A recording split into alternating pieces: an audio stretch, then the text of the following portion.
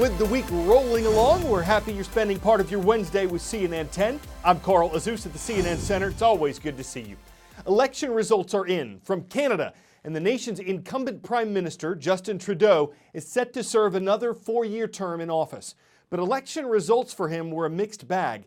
In the vote that was held on Monday, Prime Minister Trudeau's political party, the Liberal Party, won enough seats for him to stay in power as Prime Minister. But the party lost its majority in Parliament. It needs to have 170 seats for that. And though the Liberals won 184 seats in the last election, they won 157 in this one. Canada's Conservative Party, the main opponents of the Liberals, gained seats in this election, winning 121 of them, but that too is short of a majority.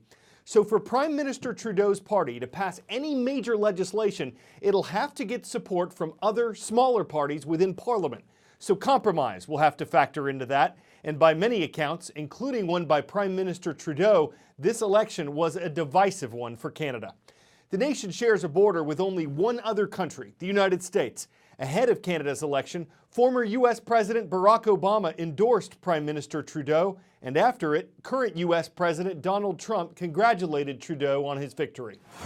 Up next, a settlement worth hundreds of millions of dollars related to America's opioid epidemic. A trial was set to begin this week. The plaintiffs were 2 counties in Ohio, and the defendants were 4 pharmaceutical companies. The counties accused the drug distributors of not doing enough to make sure that the orders they filled were going to people that needed them and not to the black market. The companies were also accused of ignoring signs there was a problem concerning opioids in northeastern Ohio. Hours before the trial began, the 4 companies agreed to a settlement worth $260 million. They said they strongly disputed the county's accusations, but that they believed settling the trial would be an important step toward, quote, achieving a global resolution and delivering meaningful relief. They also said they expected the settlement money would be used to fight the opioid epidemic by treating and rehabilitating people who abuse the drugs. This was one legal case concerning the opioid epidemic. There are more than 2,700 others like it awaiting trial. The problem is widespread across America. Between 1999 and 2017, the U.S. Centers for Disease Control says almost 400,000 people died from overdosing on opioids. That includes both prescription and illegal drugs. Sometimes it's gnawing, other times it's sharp. It can be a persistent ache or a sudden shooting burn. It's pain. Everyone knows what it is, but how is it relieved? When you accidentally touch a hot stove or try to walk on a sprained ankle, special pain-sensing nerves called nociceptors are triggered to send neural messages up your spine and into your brain. In turn, your brain releases naturally occurring opioids. These chemicals lock into opioid receptors throughout your body to help dull the pain and generally calm you down. They also hit receptors in the brain stem that slow down breathing. Now, you've likely heard of opioid drugs like oxycodone, hydrocodone, even heroin. These drugs, all chemically similar, mimic the body's own naturally occurring endorphins.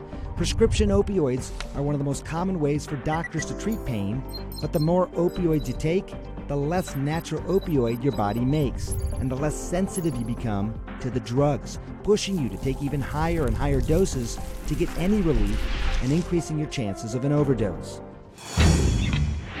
10-second trivia.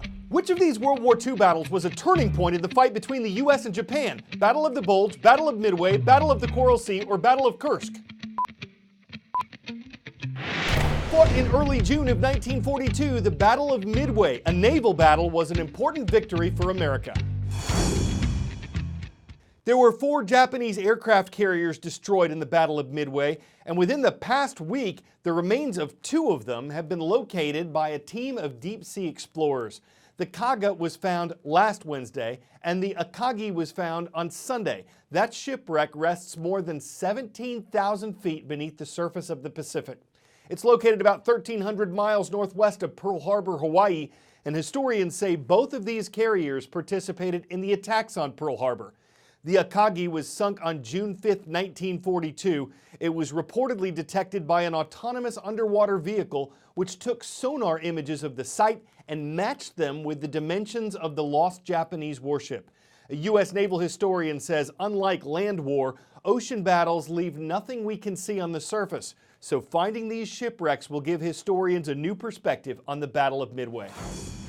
The pastor of Canida Chapel Missionary Baptist Church did not like farming when he was a kid.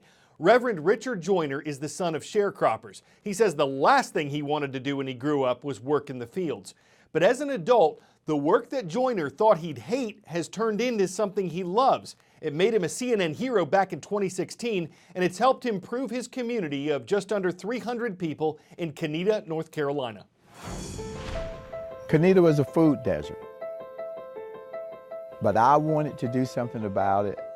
We began to grow, and we began to put our hearts and hands together, and Canida is no longer a food desert. Canida is a food oasis.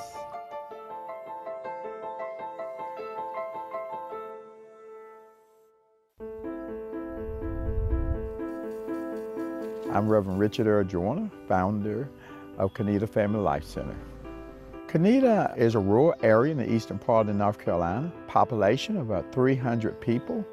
A food desert really means that the residents here do not have access to fresh, locally affordable grown foods. We buy most of our food from discount stores, which are high in sodium, calories, very low nutritional values. People had these early stages of chronic disease, diabetes, high blood pressure, heart attacks, strokes, and even mental illness because of the stress and some pain. People were dying in their 30s and 40s. We would be having 2 to 3 funerals a month and really devastating families. I was really feeling overwhelmed and feeling hopeless because I couldn't stop this chronic disease. I pulled on the side of the road and really started praying, wanting to know what could I do. And I had this epiphany of open your eyes, look around. And I opened my eyes and all I saw was fields.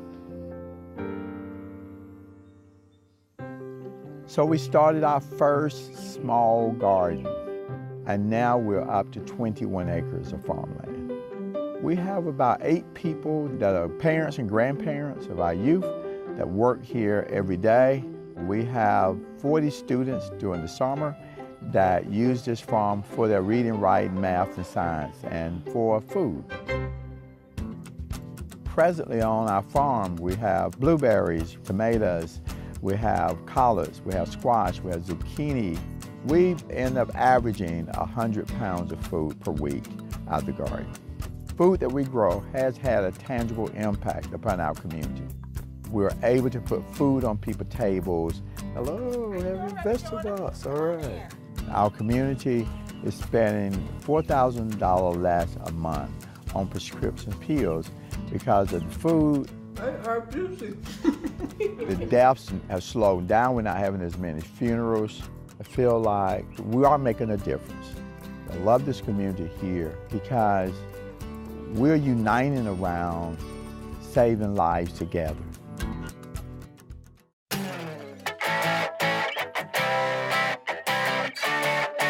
Following yesterday's Halloween-themed 10 out of 10 segment, you've heard of The Walking Dead. Take a ride with the Biking Dead. What else would you expect at the Florida Keys Fantasy Fest Zombie Bike Ride? This is part of a 10-day festival that takes place every year. There's a lot of makeup, a lot of creativity that goes into this, and not much speed, so you can get a good gander at the 11,000 undead people who participated.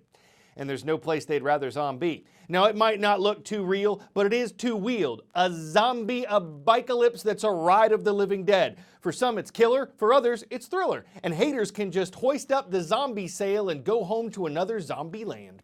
I'm Carl Azus for CNN 10.